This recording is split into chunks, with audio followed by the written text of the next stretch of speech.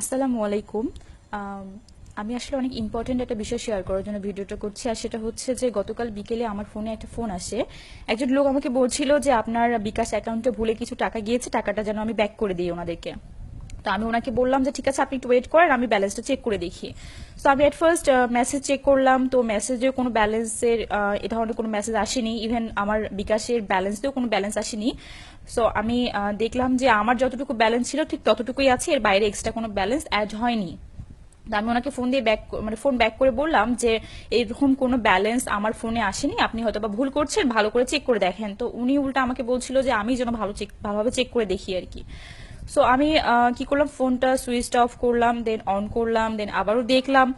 তো এ ধরনের কোনো মেসেজও আসেনি, ইভেন কোনো ব্যালেন্সও অ্যাড হয়নি। তো আমি ওনাকে আবারও ফোন দিয়ে একই কথা বললাম, তো উনি বিশ্বাস করছিল না আর কি। তো আমি শেষমেশ ফোনটা সুইচ অফ করে রাখলাম। তো রাতের বেলা ফোন অন করলাম, তখন আর কোনো কল টল আসেনি।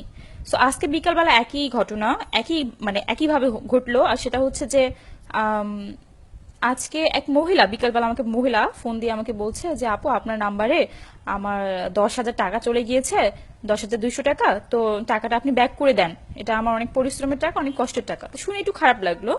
তো আবার মনে মনে চিন্তাও করছি যে একই ঘটনা কিন্তু গতকালকেও আমার সাথে ঘটেছিল। তো আমি কি করলাম, মেসেজ চেক করলাম। তো মেসেজ আসছে, হ্যাঁ মেসেজ আসছে, ওখানে মেসেজ এসেছিল, ইভেন ব্যালেন্সও অ্যাড হয়েছিল। তো আসলে মজার বিষয় হচ্ছে যে মেসেজটা আসলে বিকাশ থেকে আসেনি, মেসেজটা আসছে বিকেশ থেকে। স্পেলিং এর প্রবলেম ছিল, এ আর ই এর মধ্যে একটা প্রবলেম ছিল। তো সামহাও আমি আর কি কিছুদিন আগে একটা ভিডিও দেখেছিলাম ফেসবুকে।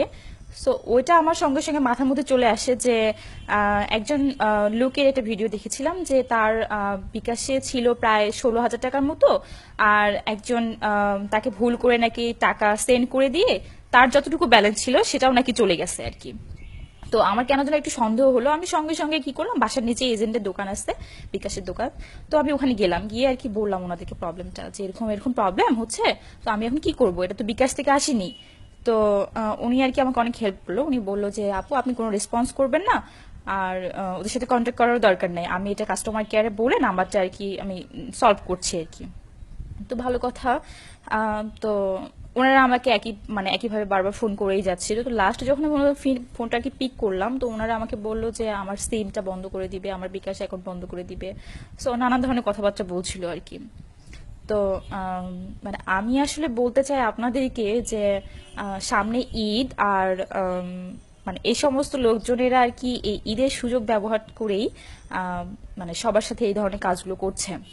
অনেকে বুঝতে না পেরে হয়তো বা ঠিকই ভাবে টাকাগুলো সেন্ড করে দিচ্ছে, ইভেন তাদের অ্যাকাউন্টে যত পরিমাণ টাকা আছে দেখা যাচ্ছে সেগুলোও চলে যাচ্ছে।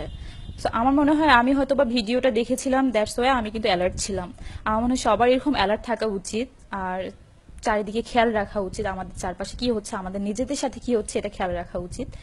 আর সবাই ভালো থাকবেন, সুস্থ থাকবেন, আর একটু সাবধানে থাকবেন। আসসালামু আলাইকুম।